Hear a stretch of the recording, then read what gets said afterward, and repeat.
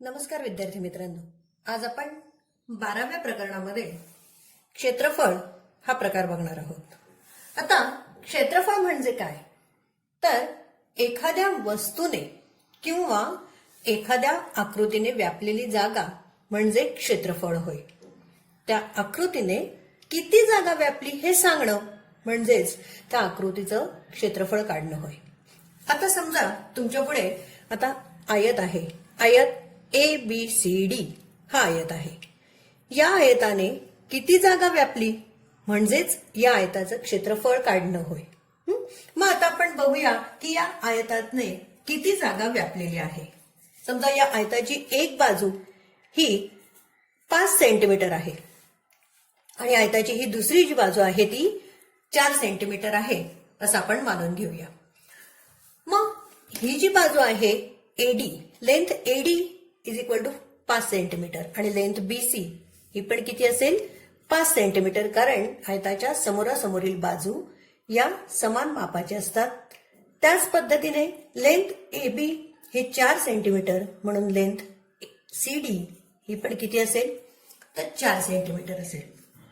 आता या आयताची ही बाजू 5 सेंटीमीटर आहे म्हणजेच काय, तर या आयताचे 5 समान भाग होत आहेत. ह्या बाजूचे 5 समान भाग होत आहेत, बरोबर.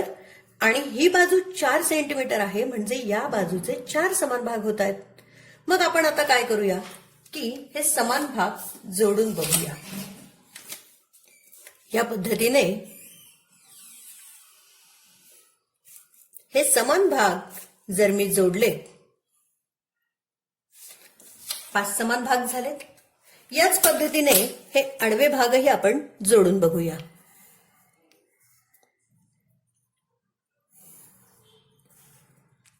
ते 4 सेंटीमीटर आहेत त्यामुळे 4 समान भाग होतील, बरोबर. मग आता या आयताने किती क्षेत्र व्यापलेलं आहे, एवढं क्षेत्र व्यापलंय, बरोबर. म्हणजे एवढे समान चौरस झालेले आहेत. किती चौरस झालेत ते आपण आता मोजूयात. 1 2 3 4 5 6 7 8 9 10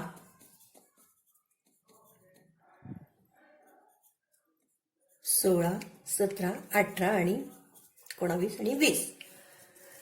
मग या आयताने किती चौरस व्यापले आहेत सारखे, तर 20 चौरस व्यापलेले आहे. म्हणजेच आयताचं क्षेत्रफळ किती झालं तर 20 चौरस सेंटीमीटर, बरोबर. या आयताने किती जागा व्यापली तर 20 चौरसा इतकी जागा व्यापली. म्हणजेच आयताचं क्षेत्र किती झालं तर 20 चौरस झालेलं आहे. क्षेत्रफळ हे नेहमी चौरस सेंटीमीटर, चौरस मीटर किंवा चौरस किलोमीटर या पद्धतीमध्ये किंवा या एककामध्ये मोजले जाते. ओके. मग आता आपण यावरून आयताचं क्षेत्रफळ काढण्याचं सूत्र आपल्याला लगेच तयार करता येईल. मग आयताचं क्षेत्रफळ काढण्याचं सूत्र कसं तयार होईल, हे एकूण 20 चौरस व्यापले म्हणजे ही बाजू 5 आहे आणि ही बाजू 4 आहे. म्हणून आयताचं क्षेत्रफळ बरोबर ही बाजू लांबी आणि ही बाजू रुंदी 5 गुणिले 4 जर आपण केले तर 5 गुणिले 4 बरोबर किती येतात 20 चौरस येतात, बरोबर. म्हणजेच आयताचं क्षेत्रफळ बरोबर लांबी गुणिले रुंदी, बरोबर. लांबी आहे 5 सेंटीमीटर गुणिले रुंदी आहे 4 सेंटीमीटर, बरोबर 20 चौरस सेंटीमीटर हे झालं आयताचे क्षेत्रफळ. अशा पद्धतीने आपल्याला आयताचं क्षेत्रफळ काढता येतं. आता हेच आपण चौरसाचंही बघू शकतो. बघा, आता मी इथे एक चौरस काढलेला आहे, चौरस PQRS. या चौरसाने किती जागा व्यापली म्हणजेच काय करायचं तर या चौरसाचं क्षेत्रफळ काढायचंय, बरोबर. जसं आपण आता आयताचं केलं की आयताने किती जागा व्यापली म्हणजे तिचं क्षेत्रफळ काढलं, तसंच या पद्धतीने आपण आयताची ही जी बाजू आहे PS ही 4 सेंटीमीटर आहे म्हणजे या बाजूचे 4 समान भाग होतात. आयताच्या सर्व बाजू समान मापाच्या असतात. ही 4 आहे म्हणजे PQ ही लेंथ पण किती येईल 4 सेंटीमीटर. QR ही पण 4 आणि RS ही पण 4 सेंटीमीटर म्हणजे हिच्या प्रत्येक बाजूचे 4 समान भाग होतील. मग हे सर्व समान भाग जर आपण जोडले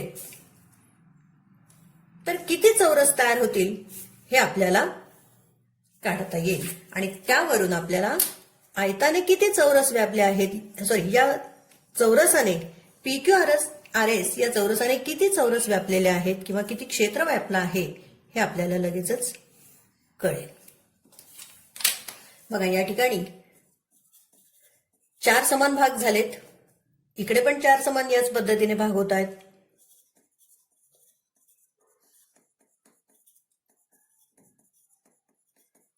एकूण 16 चौरस या ठिकाणी आपल्याला झालेले दिसत आहेत. म्हणजे PQRS या चौरसाने किती जागा व्यापली, तर 16 चौरसा इतकी जागा व्यापलेली आहे. बरोबर. म्हणजेच जर आपण हिची ही बाजू गुणिले ही बाजू केली तरी तीही किती येते, 4 गुणिले 4 16. बरोबर. म्हणजेच यावरून आता आपल्याला चौरसाचे क्षेत्रफळ हे काढता येईल. चौरसाचे क्षेत्रफळ बरोबर बाजू, ही बाजू गुणिले ही बाजू. चौरसाच्या सर्व बाजू समान मापाच्या असतात, त्यालाच आपण बाजू वर्ग असं म्हणतो. बाजू गुणिले बाजू म्हणजेच बाजू वर्ग. त्याच संख्येला त्याच संख्येने गुणणे म्हणजेच त्या संख्येचा गुणाकार करणे होय.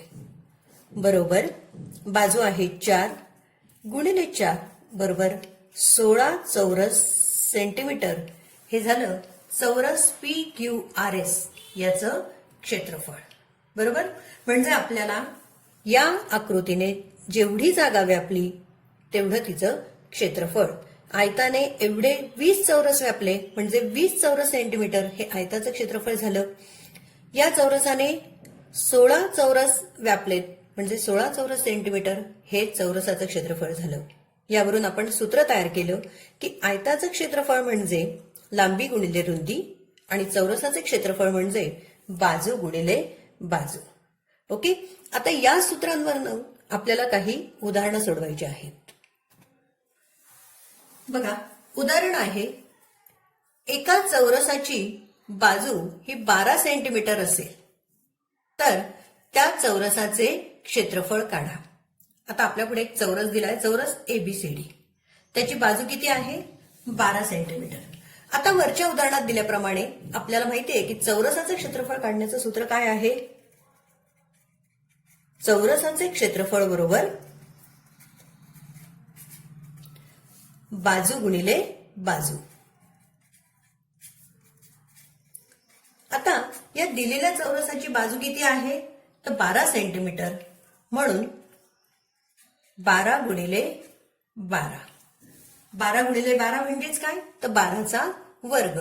तुम्हाला माहित आहे 12चा वर्ग असतो 144 चौरस सेंटीमीटर. बरोबर. म्हणजे चौरस ABCDचे क्षेत्रफळ किती आलं, तर 144 सेंटीमीटर. चौरस ABCDचे क्षेत्रफळ बरोबर 144 चौरस सेंटीमीटर. क्षेत्रफळ हे नेहमी चौरस सेमी अशा पद्धतीने लिहिले जाते. अशा पद्धतीने आपण आयताचेही क्षेत्रफळ ह्या दिलेल्या सूत्रानुसार काढू शकतो. ओके. त्यानंतर आपण आता पुढचं गणित बघणार आहोत. बघा विद्यार्थी मित्रांनो, आता आपल्याला एक उदाहरण दिलं आहे. उदाहरण असं आहे की एका आयताचे क्षेत्रफळ 102 चौरस सेंटीमीटर आहे. आयताची लांबी 17 सेमी आहे. तर आयताची परिमिती किती. सर्वप्रथम आपण दिलेल्या ज्या गोष्टी आहेत ना त्या लिहून घ्यायच्या. आपल्याला काय दिलं आहे, तर आयताचे क्षेत्रफळ दिलं आहे. आयताचे क्षेत्रफळ किती आहे, तर 102 चौरस सेंटीमीटर हे आयताचं क्षेत्रफळ दिलं आहे. त्यानंतर लांबी दिली आहे आपल्याला. लांबी जी आहे ती 17 सेंटीमीटर दिलेली आहे. आणि आपल्याला विचारलं काय आहे, तर परिमिती आपल्याला विचारलेली आहे. आपल्याला परिमिती विचारली आहे म्हणजेच आपल्याला आयताची प्रथम रुंदी काढून घ्यावी लागेल. आयताचं क्षेत्रफळ आणि लांबी यावरून आपण आयताची रुंदी काढून घेणार आणि आयताची लांबी आणि रुंदी कळली की आपण आयताची परिमिती काढणार. सो सर्वप्रथम आपण सूत्र लिहूया. आयताचे क्षेत्रफळ बरोबर लांबी गुणिले रुंदी. आता इथे क्षेत्रफळ दिलं आहे 102, लांबी दिलेली आहे 17, रुंदी आपल्याला माहित नाही म्हणून आपण ती x मानणार. म्हणजेच 102 बरोबर 17x. आपल्याला x ची किंमत काढायची म्हणून 102 भागिले 17. x बरोबर 102 ला 17 ने भागल्यानंतर 17च्या पाढ्यामध्ये 102 येतात. 17 गुणिले 6 केले की आपल्याला 102 मिळतात. 17 गुणिले 6 17 + 2 म्हणजेच 102. मग x म्हणजेच काय तर रुंदी. म्हणजे आयताची रुंदी किती आली? आयताची रुंदी आली 6 सेंटीमीटर.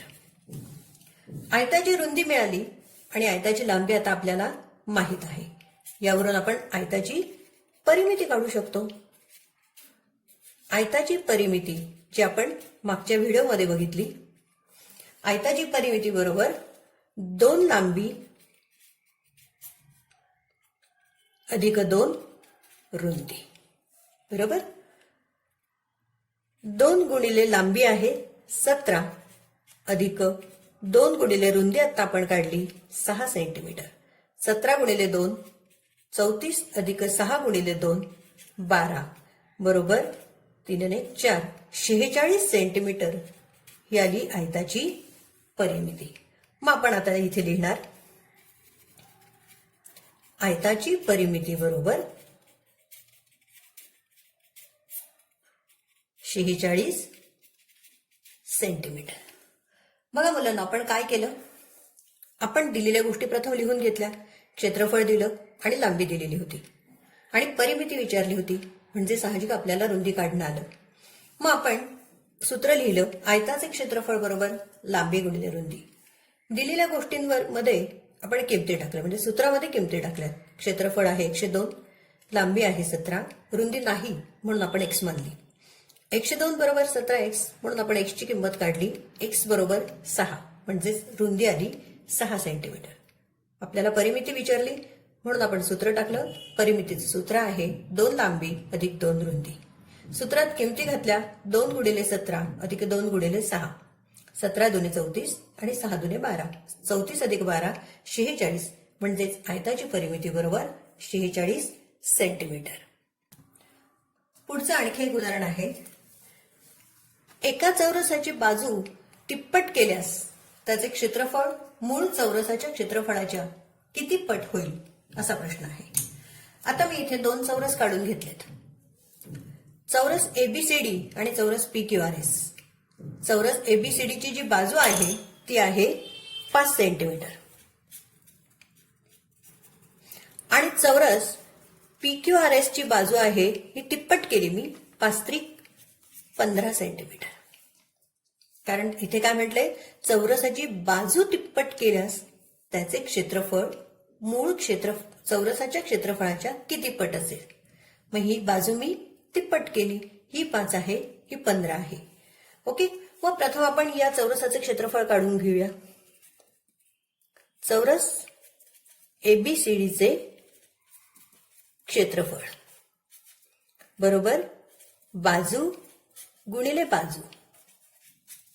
आता याच्यात किमती घालूया. बाजू आहे 5 गुणिले 5 बरोबर 5×5 25 चौरस सेंटीमीटर. हे आलं चौरस एबीसीडीचं क्षेत्रफळ. आता या चौरसाचं क्षेत्रफळ आपण काढूया. चौरस पीक्यूआरएसचे क्षेत्रफळ बरोबर बाजू गुणिले बाजू. बाजूत किमती टाकूया. बाजू आहे 15 सेंटीमीटर. 15 गुणिले 15 बरोबर 15चा वर्ग आहे 225 चौरस सेंटीमीटर. आता ही बाजू आली 25 आणि ही बाजू आली 225 बरोबर. मग आता हे 225 या 25च्या किती पट आहे? बाजू तिप्पट केली मग 25च्या किती पट 225 आहे? या चौरसाच्या क्षेत्रफळाच्या किती पट आहे हे? तर 25 गुणिले 9 बरोबर 225 बरोबर. म्हणजेच किती पट झाले? तर 9 पट झाले. मूळ क्षेत्रफळाच्या 9 पट ह्या दुसऱ्या चौरसाचं क्षेत्रफळ असेल. ओके, उत्तर लिहायचं. मूळ चौरसाच्या किती पट होईल? 9 पट होईल. म्हणजे जर चौरसाची बाजू तिप्पट केली तर क्षेत्रफळ हे त्याच्या 9 पट वाढतं. ओके, मग अशाच पद्धतीचं आणखी एक उदाहरण तुम्ही तयार करणार आहात आणि ते सोडवणार आहात. यानंतर बघूया पुढचं उदाहरण.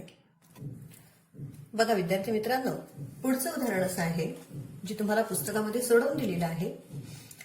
एका 40 मीटर लांब व 30 मीटर रुंद अशा आयताकृती बागेच्या आत कुंपणालगत बागेभोवती 2 मीटर रुंदीचा रस्ता करायचा आहे. त्या रस्त्यावर 25 सेमी बाय 20 सेमी आकाराच्या फरशा बसवायच्या आहेत. तर अशा किती फरशा आणाव्या लागतील? बरोबर. सर्वप्रथम आपण एक चौरस आयत काढून घेणार आहोत, ज्याची लांबी 40 मीटर लांब आणि 30 मीटर रुंद असा आपण आयत काढून घेणार आहोत.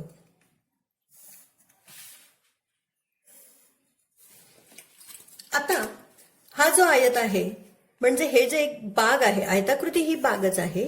या बागेच्या आतमध्ये आपल्याला फरशा बसवायच्या आहेत आणि त्याच्यासाठी ही 40 मीटर लांबी आहे आणि ही 30 मीटर रुंदी आहे. त्यांनी म्हटलं बागेच्या कुंपणालगत आतमधल्या बाजूला 2 मीटर रुंदीचा रस्ता करायचा आहे. म्हणजे प्रत्येक बाजूने आपल्याला 2-2 मीटर जागा सोडून आणखी एक छोटासा आयत आपल्याला काढावा लागणार आहे.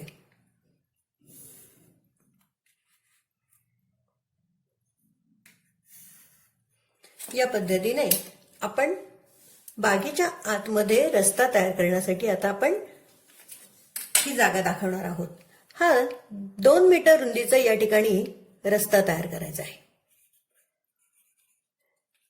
या प्रत्येक बागाची जी रुंदी आहे ही 2 मीटरची आहे.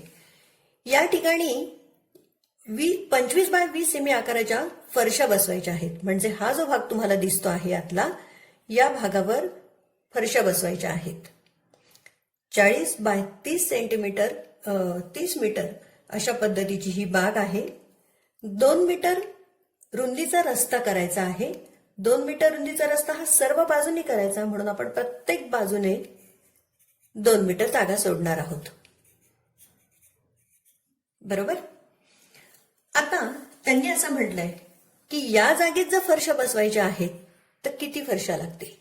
मुलांनो, अशा प्रकारच्या उदाहरणात सर्वप्रथम आपल्याला ही जी बाग दिली आहे किंवा बागेची जी लांबी रुंदी दिलेली आहे, या बागेचं प्रथम क्षेत्रफळ आपल्याला काढून घ्यावं लागणार आहे.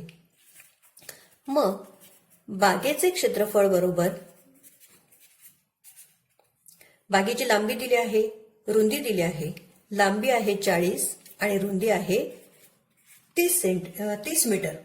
यावरून बागेचं क्षेत्रफळ किती येईल? 40 गुणिले 30 बरोबर 4×3=12. 1200 चौरस मीटर हे आलं बागेचं क्षेत्रफळ. म्हणजे ही संपूर्ण बाग ही 1200 चौरस मीटरची आहे. आता त्यातली ही जी मधली जागा, हिचं क्षेत्रफळ आपल्याला हवंय. मग आपण काय करायचं? एकूण काढलेल्या बागेच्या क्षेत्रफळामधनं ही जी मधली बाजू आहे, ह्या मधल्या भागाचं क्षेत्रफळ जर आपण वजा केलं तर आपल्याला ह्या उरलेल्या भागाचं क्षेत्रफळ मिळेल. बरोबर. मग आता आपल्याला मधल्या भागाचं जर क्षेत्रफळ काढायचं असेल, या मधल्या भागाचं जर क्षेत्रफळ आपल्याला काढायचं असेल तर आपल्याला काय करावं लागेल? या ठिकाणी आपण ही बाजू 2 सेंटीमीटर आहे, म्हणजे ही पण वर गेलेली बाजू ही पण किती असणार आहे? एवढी 2 मीटरची. सॉरी, 2 सेंटीमीटर नाही, 2 मीटर. आणि ही पण बाजू किती असणार आहे? तर 2 मीटरची असणार आहे. आपल्याला हा जो भाग आहे, मी आता या ठिकाणी छोटासा भाग दाखवते, हा सगळा भाग आपल्याला इथून वजा करावा लागणार आहे. म्हणजे ही जो बाजू 40 मीटर लांबीची आहे, तर इकडच्या बाजूने 2 मीटर गेले आणि या बाजूने 2 मीटर गेले. म्हणजे मधल्या हा जो भाग आहे, मधल्या भागाची जी काही लांबी आहे ती किती निघेल?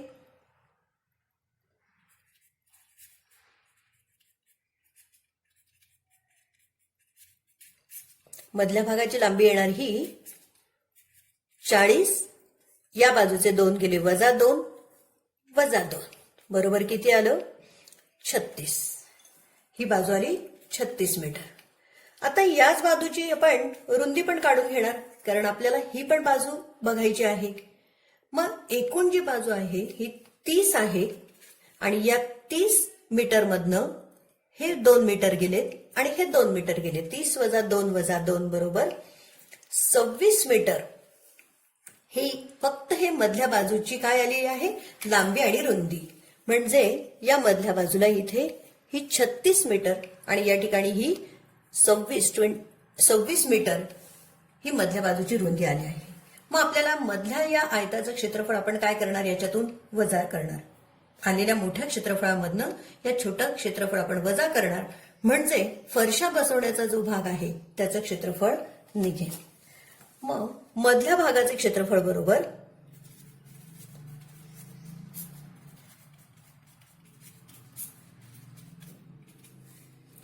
लांबी गुणिले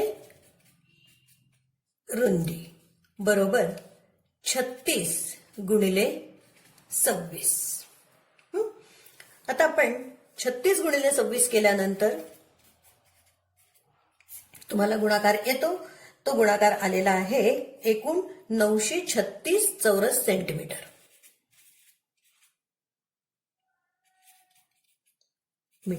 चौरस मीटर. हे काय झालं? फक्त मधल्या भागाचं क्षेत्रफळ. बाहेरच्या भागाचं क्षेत्रफळ आहे 1200 चौरस मीटर आणि हा जो मधला भाग आहे या मधल्या भागाचं क्षेत्रफळ आहे 936 चौरस मीटर.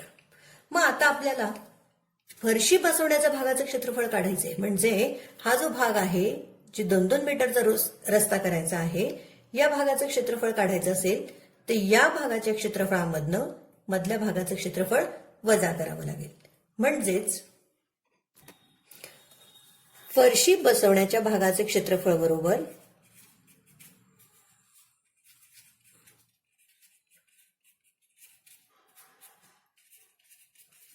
क्षेत्रफळ बरोबर बाहेरच्या भागाचं आलं 1200 चौरस मीटर आणि मधल्या भागाचं आपण पाहिलं ते 936 चौरस मीटर. असे 1200 मधनं जर आपण 936 वजा केले तर 264 चौरस मीटर हे येणार आहे मधल्या भागाचं क्षेत्रफळ. ओके. आता आपल्याला या मधल्या भागाचं क्षेत्रफळ काढताना एवढं क्षेत्रफळ निघालं. या मधल्या भागामध्ये म्हणजे एवढ्या क्षेत्रफळामध्ये आपल्याला फरशी बसवायची आहे आणि आपल्याला एका फरशीचं त्यांनी लांबी रुंदी दिली आहे. फरशीची लांबी दिली आहे त्यांनी 25 सेंटीमीटर आणि रुंदी दिलेली आहे 20 सेंटीमीटर. बरोबर. आता ह्या प्रथम आपल्याला फरशीचं क्षेत्रफळ काढून घ्यावं लागणार आहे, कारण 264 चौरस मीटर मध्ये आपल्याला 25/20 अशा आकारमानाची आपल्याला फरशी बसवायची आहे. मग एका फरशीसाठी किती जागा लागेल? म्हणजेच आपल्याला एका फरशीचं क्षेत्रफळ आपल्याला काढून घ्यावं लागणार आहे.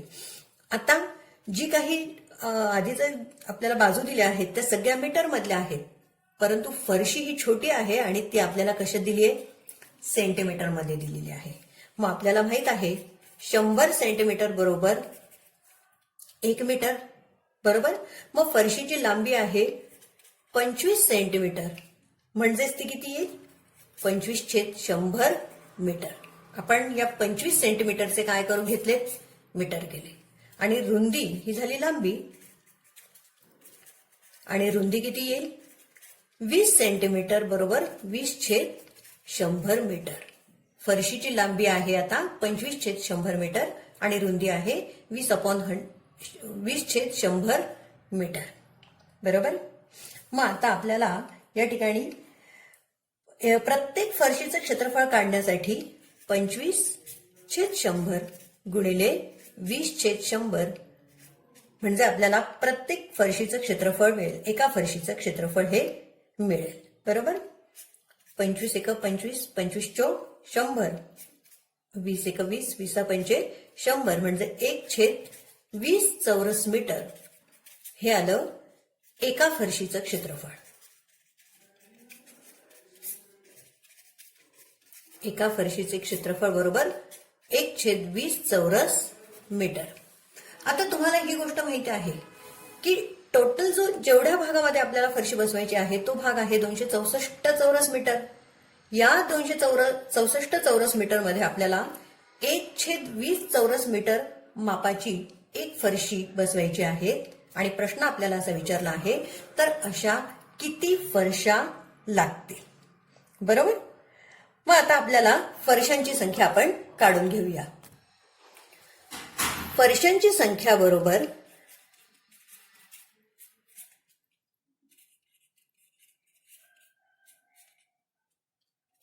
एकूण जागेचं क्षेत्रफळ जेवढे आहे, एकूण जागेचे क्षेत्रफळ, आणि एकूण जागेच्या क्षेत्रफळामध्ये एका फरशीसाठी किती जागा लागणार आहे, म्हणजेच काय, तर एका फरशीचे क्षेत्रफळ जे आपण काढून घेतलेलं आहे. बरोबर. आपण एका फरशीचं क्षेत्रफळ काढलेलं आहे आणि किती जागेमध्ये त्या फरशा बसवायच्या तेही क्षेत्रफळ आपल्याला माहित आहे, जे आलेलं आहे 264 चौरस मीटर भागिले एका फरशीचे क्षेत्रफळ किती आहे, तर 1/20 चौरस मीटर हे आपण एका फरशीचं क्षेत्रफळ काढलेलं आहे. म्हणजेच 264 भागिले 1/20. आपल्याला माहित आहे भागाकार करताना जो आपल्या यांची जो पुढचा अपूर्णांक असतो त्याचं मल्टिप्लिकेटिव्ह इन्व्हर्स म्हणजेच गुणाकार व्यस्त करतात. म्हणून 264 गुणिले 20 बरोबर 0 जसाच्या जसा 4 दुने 8 6 दुने 12 हातचा 1 बेदुनी 4 आणि 1 5 5280 ह्या आपल्याला एकूण फरशा लागतील.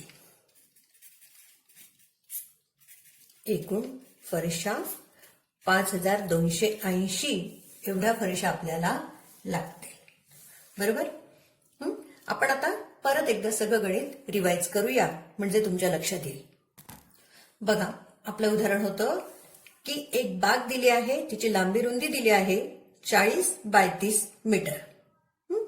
या बागेच्या आतमध्ये कुंपण करायचं आहे 2-2 मीटरची जागा सोडून. ओके. मग आपण ही बाग या ठिकाणी काढून घेतली. त्यानंतर 2 मीटरची जागा सोडून आपण आतला भाग पण काढून घेतला आणि त्यांनी असं आपल्याला विचारलं की या 2-2 मीटरची ही जी जागा सोडली आहे इथे फरशा बसवायच्या आहेत. एका फरशीची आपल्याला लांबी रुंदी पण दिली आहे आणि त्यावरून किती फरशा लागतील हे आपल्याला विचारलंय. मग प्रथम आपण मोठ्या बागेचं क्षेत्रफळ काढून घेतलं. बागेचं क्षेत्रफळ बरोबर 40 गुणिले 30 1200 चौरस मीटर हे आलं बागेचं क्षेत्रफळ. मग आपल्याला मधल्या भागाचं काढायचं, त्याच्यासाठी कसं काढणार आपण ते? मग आपण 2-2 मीटरची जागा या ठिकाणी सोडली. कारण का, तर या जागेमध्ये आपल्याला रस्ता करायचा आहे, फरशी बसवायची आहे. मग या ठिकाणी हे 2-2 मीटर जागा सोडून मधली जी जागा येते तिचं आपण क्षेत्रफळ काढणार. मग त्यावरून मधल्या भागाची लांबी काढली आपण. एकूण 40 मधनं इथले 2 गेले आणि हे 2 गेले, 36 मीटर ही लांबी आली. आणि इथे 30 मधून हे 2 आणि हे 2 मीटर गेलेत, 26 मीटर ही मधल्या भागाची रुंदी आली. म्हणजे मधल्या भागाचं क्षेत्रफळ किती आलं, तर 36 गुणिले 26 बरोबर 936 चौरस मीटर.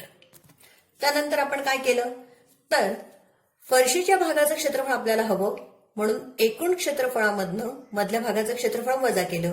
1200 मधनं 936 गेलेत तर 264 चौरस मीटर हे मधल्या भागाचं त्या ठिकाणी फरशी बसवण्याच्या भागाचं क्षेत्रफळ आलेलं आहे. आपल्याला दिली आहे फरशीची लांबी आणि रुंदी, जी सेंटीमीटर मध्ये दिली ती आपण काय केली, मीटर मध्ये कन्वर्ट केली.